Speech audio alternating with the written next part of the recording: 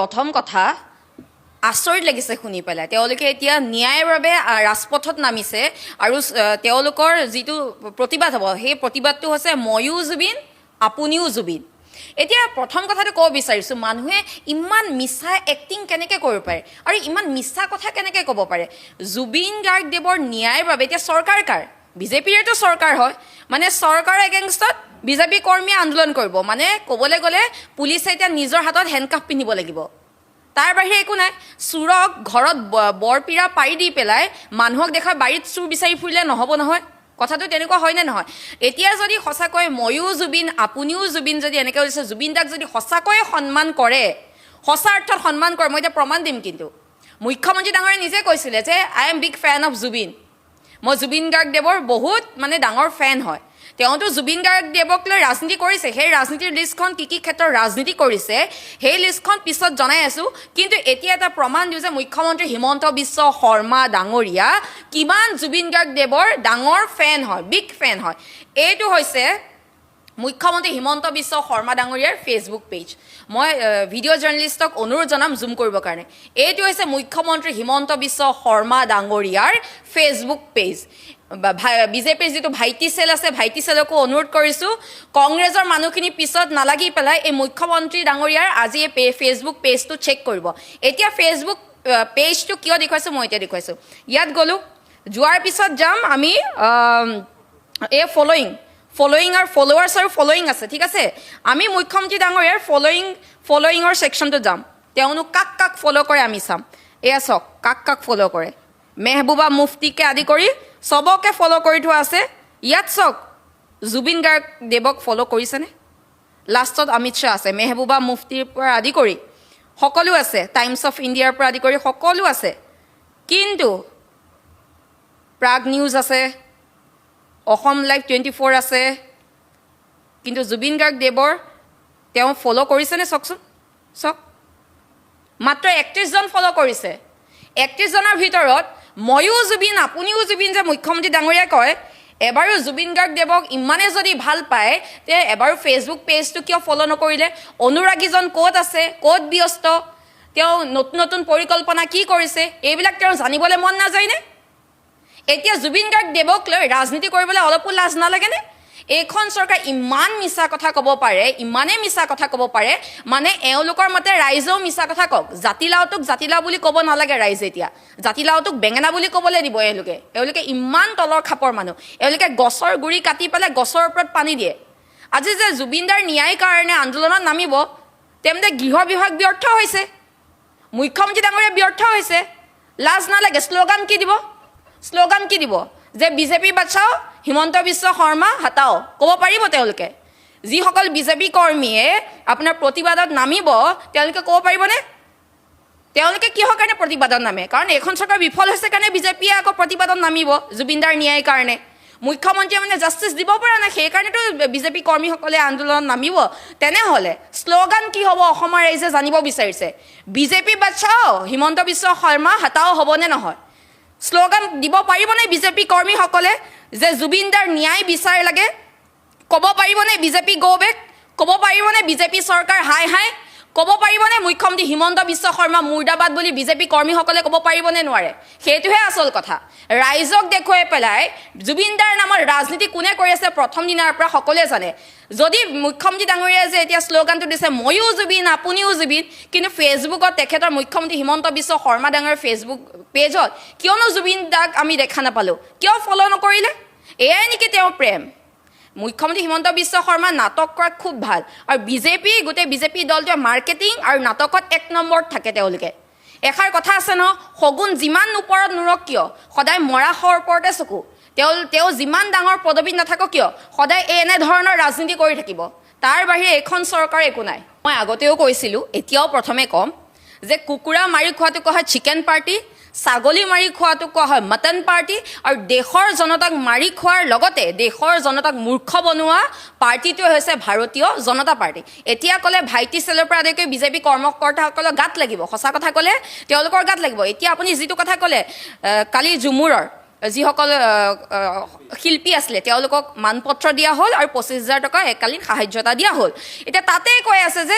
হেৰি বিজেপি মুৰ্দাবাদ নৰেন্দ্ৰ মোদী মুৰ্দাবাদ ছ'চিয়েল মিডিয়াত এটা ভিডিঅ' ভাইৰেল হৈ আছে লগতে আৰু এগৰাকী যুৱতীয়ে কি সুন্দৰ বক্তব্য দিছে যে এই অনুষ্ঠানটো পাতিব লাগিছিলে অক্টোবৰত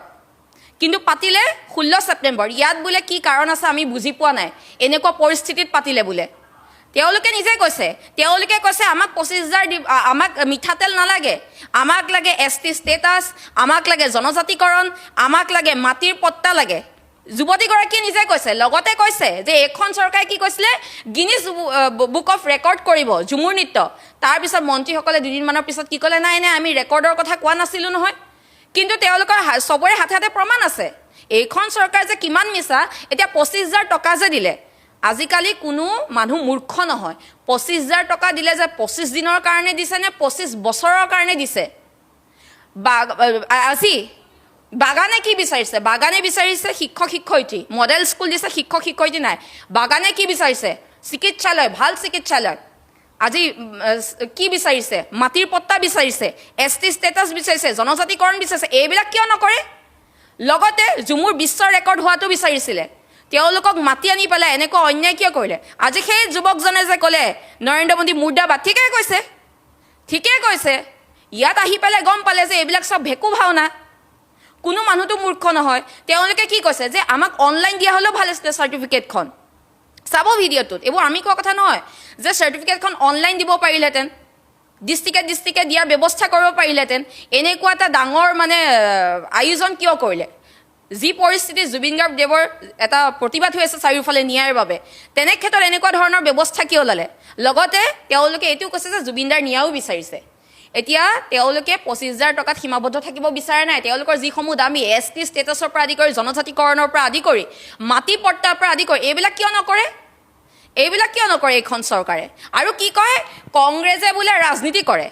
কংগ্ৰেছে যদি ৰাজনীতি কোনে কৰিছে শুনক ৰাজনীতি কৰিছে এইখন চৰকাৰে যেতিয়া জুবিন গাৰ্গ দেৱৰ পাৰ্থিৱ শৰীৰটো এয়াৰপৰ্টলৈ আহিলে এয়াৰপৰ্টত অহাৰ পিছত কফিনটোৰ ওপৰত মুখ্যমন্ত্ৰী হিমন্ত বিশ্ব শৰ্মাই মুখ্যমন্ত্ৰী হিচাপে ঠিকে কৰিছে গামোচাখন দিলে এইটো এটা সন্মান কৰিছে তাৰপিছত তেওঁ পকেটৰ পৰা চাব ভিডিঅ'টো আছে সব ছ'চিয়েল মিডিয়াতে আছে পকেটৰ পৰা পটককৈ বড়ো গামোচাখন উলিয়াই পেলাই কাৰণ 22 ছেপ্টেম্বৰটো BTC ইলেকশ্যন আছিলে লগালগ বড়ো গামোচাখন উলিয়াই যি ফিট কৰিছে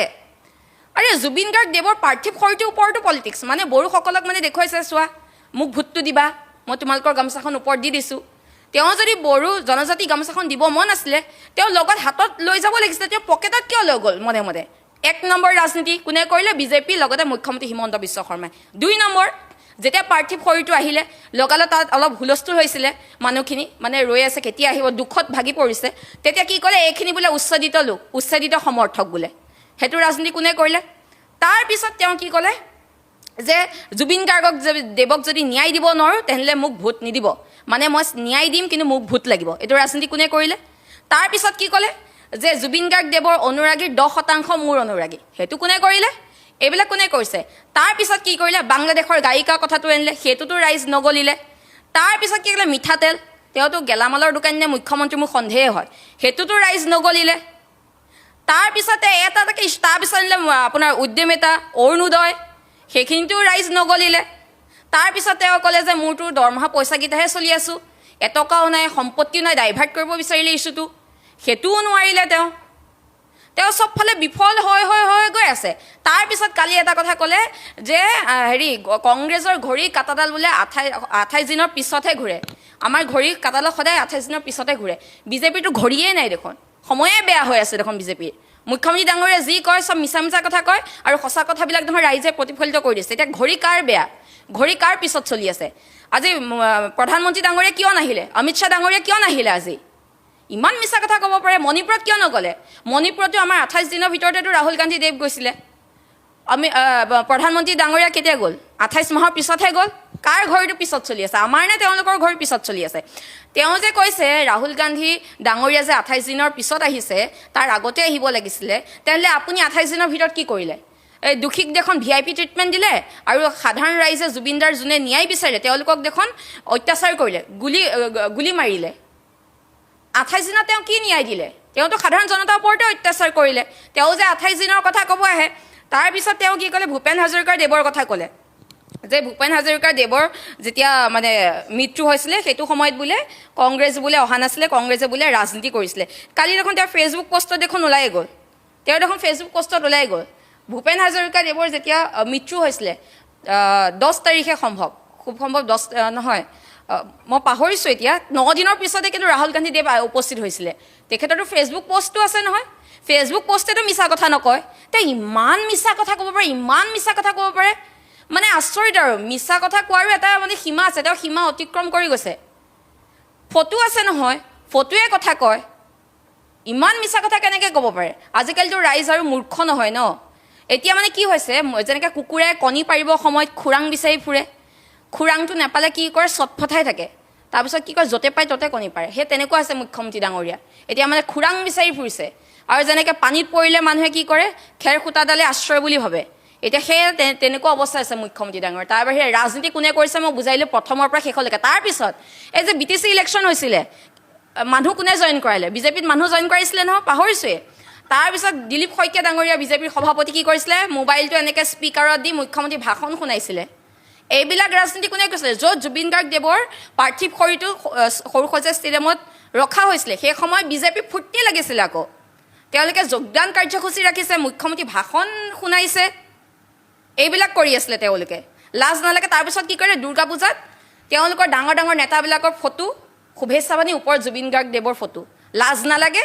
জুবিন গাৰ্গ দেৱক লৈ এনেদৰে ৰাজনীতি কৰিবৰ কাৰণে নিজৰ ফালে কিয় স্বীকৃতি নাচায় মানে ক'বলৈ গ'লে মই যে ক'লোঁ যে চোৰক ঘৰতে বৰপীৰা পাহিৰ দিছে বহিবৰ কাৰণে মানুহৰ আগত এনেই বিচাৰি ফুৰিছে চোৰ ক'ত এওঁলোকে কি কৰিব গৈছে এতিয়া ময়ো জুবিন আপুনিও জুবিন ইফালে মুখ্যমন্ত্ৰী ডাঙৰ হিমন্ত বিশ্ব শৰ্মা ডাঙৰীয়াৰ ফেচবুক পেজত জুবিন দাক ফ'ল'য়ে কৰা নাই ইমান ভণ্ড ফলোৱাৰ্ছ দেখা নাই ইমান ভণ্ড মানে কি ক'ম জুবিন দা অনুৰাগী মই দেখা নাই মুখ্যমন্ত্ৰী হিমন্ত বিশ্ব শৰ্মা ডাঙৰীয়া এজন ভণ্ড অনুৰাগী হয় যদি সঁচা অৰ্থত অনুৰাগী হ'লেহেঁতেন ফ'ল' কৰিলেহেঁতেন জুবিন